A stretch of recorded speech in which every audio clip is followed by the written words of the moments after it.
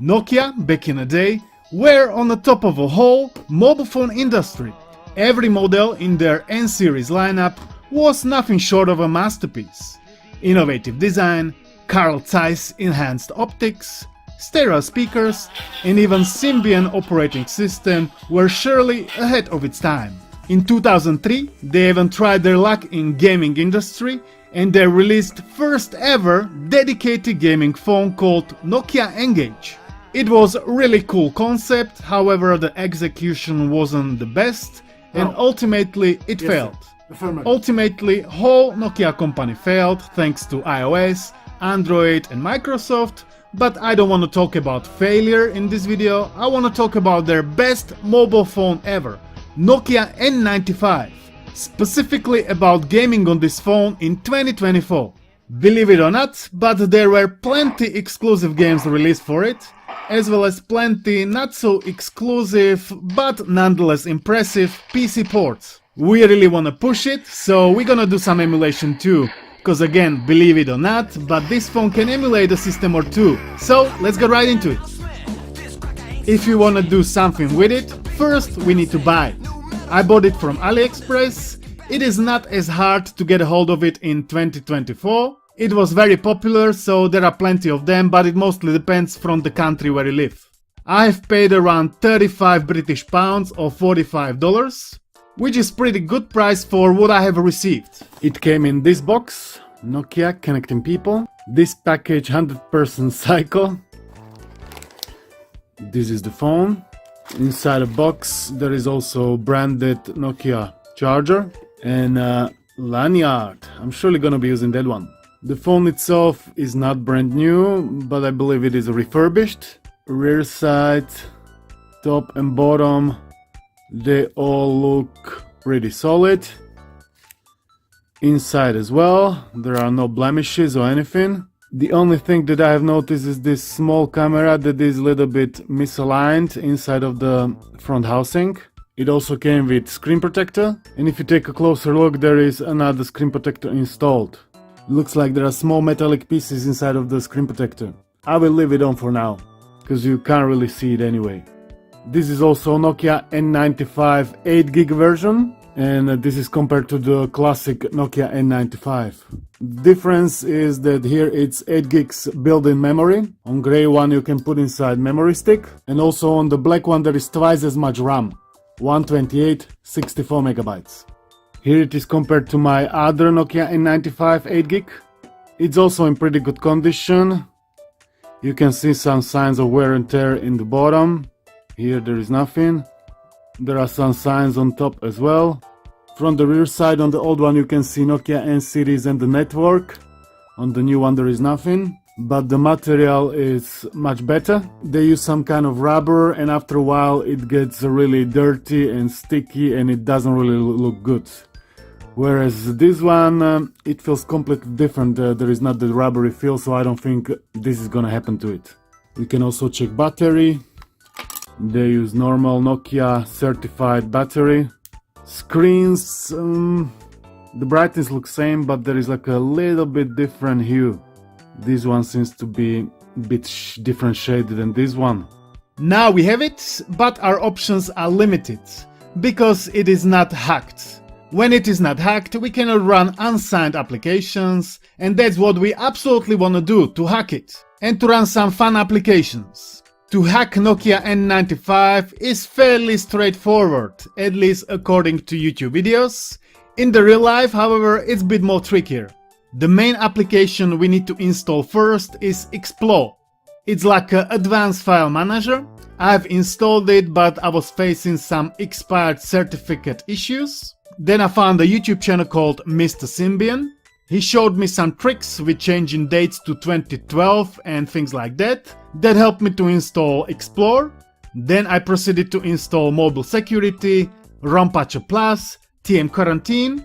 I'm not gonna pretend like I understand what am I doing, I was just following steps. There were some issues, it was all new for me, so there were a lot of issues along the road. Even now I still have some issues with it, but in the end I was able to hack it and play I almost said pirated games, but you cannot buy them anymore, so they are not really pirated, they are just obsolete games. Obsolete N-Gage games, to be precise. N-Gage interface was inspired by old Xbox Live. Yeah, it kinda looks alike. I always thought original N-Gage games were compatible with N-Gage 2.0, but it looks like they are not. So we're not gonna be able to play Elder Scrolls Shadow Key, but we are gonna be able to play Resident Evil Degeneration. Not sure why they called it Degeneration. It doesn't sound enticing, but it's actually a pretty decent game. Mechanics reminds me a bit of Resident Evil 4, cause you are moving around in a 3D environment, and then when you wanna shoot, you enter this third-person over-the-shoulder loop, and you try to hit headshots, ideally. It's quite playable actually, even with these phone controls, cause these are indeed phone controls. These were not really designed for gaming, but for navigating and controlling the phone itself. Second, I've tried Need for Speed Undercover. I'm a big racing fan, and racing games are actually quite playable with these phone controls. For every game you can also choose a desired orientation, either left or right horizontal or vertically. For a bunch of them I actually prefer to play them vertically, cause you got more buttons available. Brothers in Arms was also quite nice looking game with solid mechanics, but the frame rate was quite choppy, and I was playing all of these games on the black Nokia N95 8GB version, which has 128 MB of RAM instead of 64 on normal grey model. That means they should be running better. Brothers in Arms was playing similar to Resident Evil Degeneration. That means you move in a 3D environment and then aim and shoot from standing. Ty tam strzelasz, jak tam nigdy nie... Where are you shooting? Metal Gear Solid Mobile was solid experience, but here I started to face my first issues with controls. I was regularly pressing different buttons that I meant to. They are pretty close together, and when I was pumped up inside an action, I regularly pressed different one, which was truly pissing me off. Other than that, this kind of Metal Gear Solid gameplay is suitable even for these phone controls. Got it. Okay, I think... Kurwa, zase to slačil, oh my god. Always press like this button or whatever I pressed. Music is, you know... Crash Bandicoot, Nitro Kart, fun kart racer. Frame rate was okay, I just remapped some controls and it was perfect. Well, almost perfect. If you wish to, you can also remap controls for other games. Almost every game offers this feature cause it's really needed. Unfortunately, inside of N-Gage and pretty much for any other game, I couldn't remap any button to the music buttons, to the dedicated music buttons on the side. It would be ideal for playing games in a horizontal orientation, but it just didn't work, unfortunately. Next game had minimal control requirements, so it was actually quite fun. Space Impact. It is like a 2D shoot 'em up. The ship was shooting by itself, and I was just collecting power-ups and avoiding collisions with other ships and flying objects. Asphalt 4, great racing game. I've played this one back in the day a lot. You drift when you double press left or right. It speeds up by itself and you just activate nitro with up. Very easy controls, and that equals to a lot of fun. Some games I just wasn't able to install, like Age of Empires 3 and Star Wars Force Unleashed. No idea why, as I said, it's all new for me, and it can be often overwhelming. Do you know what wasn't overwhelming at all? A native port of Doom for Symbian called C2 Doom. This is basically like a PR boom that allows to load loads of watts. This was my very first port that I've tried on my Nokia, and it was a lot of fun, I have to say. Doom 1, Doom 2, Sigil, Plutonia, TNT, and bunch of Doom mods like Counter-Strike were working absolutely fine. Just the controls were a bit finger-breaking to say the least, as per usual. Now I would like to dedicate a huge thanks to all new channel members and patrons: Vizer, Automator 365 and Ignacio Julian Gonzalez Orozco. Cool name, brother? Big up to all of you, as well to all of my other older patrons and members. Your support is greatly appreciated. The topic for this video was chosen by you. This is a short song that I wrote and it's called Ode to Nokia, to commemorate the greatness of old Nokia phones. And I was just a baby, bought my first mobile phone. It was Nokia N95 and my mind was really blown. I know I said I won't be boasting, but the features it was offering didn't allow me. Now let's get back to video. Another port that totally blew my mind was port of Quake.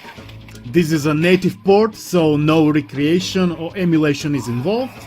Strafing was kinda hard, same as with Doom. I've tried to remap controls, but it didn't really help. You would really need proper D-pad for these games, ideally shoulder buttons too. Do you know what was even more impressive than native port of Quake? Native port of Quake 2! Yeah, that one is also available, and it has same flaws. It is certainly not ideal way of playing these games, but it is certainly the most unique way to play them.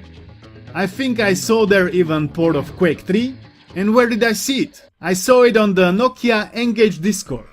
This way I would like to dedicate a huge thanks to them, because you can find there a lot of useful applications, games, ports, emulators, and much more. Without it, it would be much harder to dig through old dead websites and links. God bless these discords, I'm a big fan.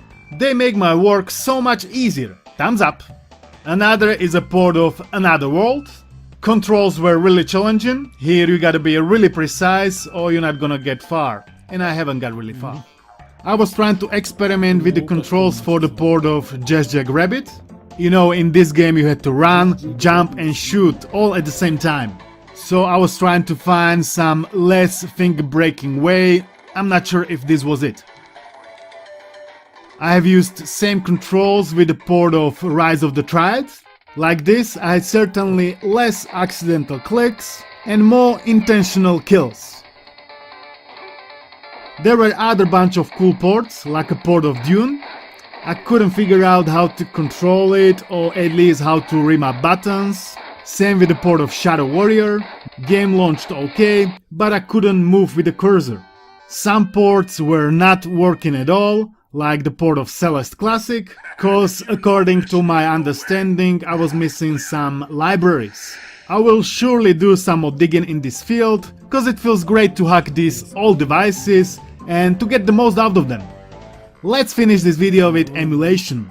I've installed just one emulator, Debug, aka GBA emulator, and it doesn't run bad. In the options you can change screen orientation, you can remap buttons, you can set frame skip, and you can also save and load game. You don't really need anything else.